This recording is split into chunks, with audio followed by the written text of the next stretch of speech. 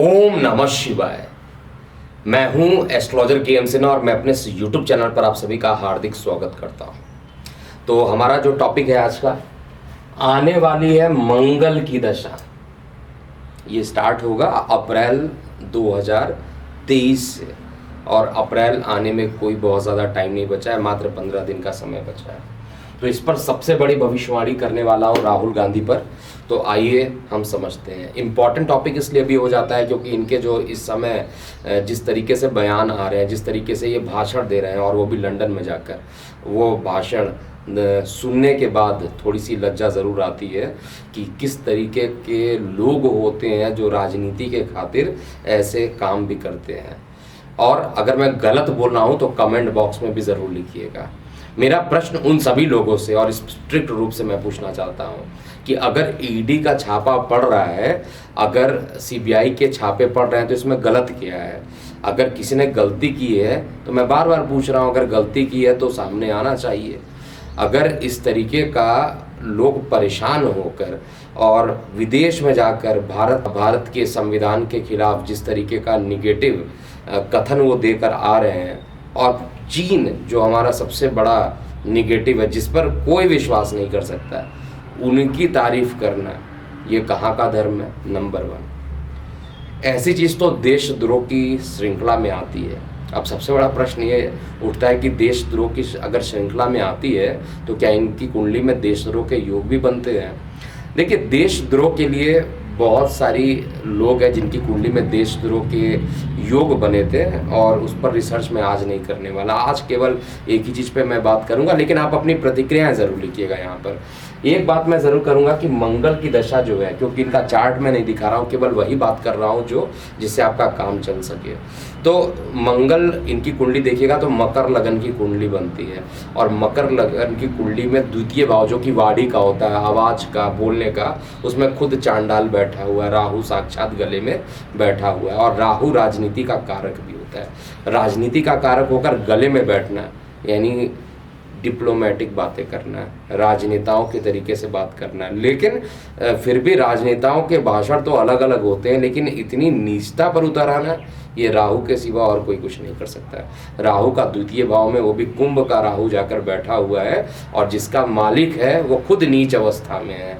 यानी जो शनिदेव है वो चतुर्थ भाव में है, अपनी नीच अवस्था में बैठे हुए हैं। तो नीच अवस्था में बैठने के कारण यहाँ पर और चंद्रमा की दशा इनकी ख़त्म भी हो रही है। तो चंद्रमा की दशा, देखिए मैं एक चीज़ बार बार बोलता हूँ कि जो ऑफिशियली डेट लिखते आता है, जब हम date of birth, time of birth, place of birth डाल के जो चार्ट निकालते हैं, उसमें जो ऑफिशियल डेट का टाइम आता है कि इतने टाइम से इतने के बीच में महादशा खत्म हो रही है, हो सकता है कि ये महादशा इनकी स्टार्ट भी हो गई हो, क्योंकि 15-20 दिन पहले, 1 महीने पहले अगर कोई महादशा प्रारंभ हो जाए तो इसमें बहुत आश्चर्य वाली बात नहीं है। मैंने प्रैक्टिकल अपने लाइफ में ऐसा देखा है। अब इनके मंगल कहाँ पर बैठे हैं? सूर्य और मंगल के साथ 6वें भाव में बैठे हैं। सूर्य मंगल का 6वें भाव में बहुत अच्छा योग माना जाता है। जनरली यहाँ पर बहुत लोग विरोध करेंगे, लेकिन ये अपनी बात को मानेंगे नहीं। जितना भी आप कुछ कह लीजिए, अपनी बात को ये मानने वाले नहीं है। लेकिन फिर भी मतलब जहाँ तक हम लोग बात कर रहे हैं कि माफ़ी मांगेंगे और ये करेंगे, और सदन नहीं चल पा रही है, मतलब जिस राष्ट्र में हम लोग रह रहे हैं वहाँ पे सदन को रोका गया है, और गलत बात भी बोला जाए और सदन को भी ना चलने दिया जाए, ये पूरा मंगल की महादशा में जो इनके चार्ट में लगा हुआ है। क्योंकि चतुर्थ भाव का जो मालिक है मंगल है इनकी कुंडली में, एकादश भाव का जो मालिक है वो मंगल इनकी कुंडली में बन जाता है। अब ये दोनों भाव के जो मालिक हैं वो सूर्य और मंगल के साथ 6वें भाव में बैठे और द्वादश को देख रहे हैं। तो विदेशों से ही जाकर इनको काम करना था, और मान पद प्रतिष्ठा को कम करना है। अगर इनको लगता है, या कांग्रेस को लगता है, मैं सीधा मुंह पर बात करता हूं और सीधी बात मैं कर रहा हूं, अगर इनको लगता है या कांग्रेस को लगता है कि ऐसी घटना करने से उनको फ़ायदा होने वाला है, तो बहुत फ़ायदा नहीं होगा।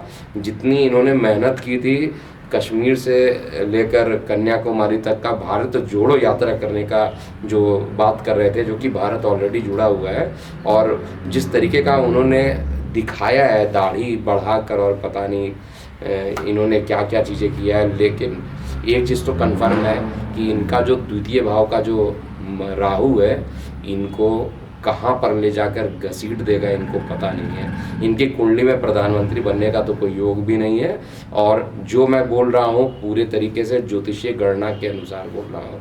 षष्ठम भाव का जो मंगल अगर सूर्य के साथ बैठता है तो जनरली आदमी सर कट जाए लेकिन माफ़ी नहीं मांगने वाला काम करता है, लेकिन इसके कारण पूरे अपने आप को ही बर्बाद कर लेता है।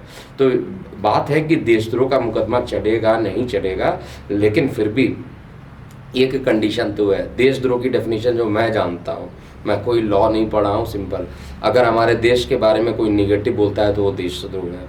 अगर हमारे राष्ट्रीय चीज़ों के बारे में, राष्ट्रीय जो इतने भी चीज़ें हैं उनके बारे में कोई निगेटिव करता है, उससे दंगा भड़काने का काम करता है, तो वो देशद्रोह की श्रेणी में आ जाता है।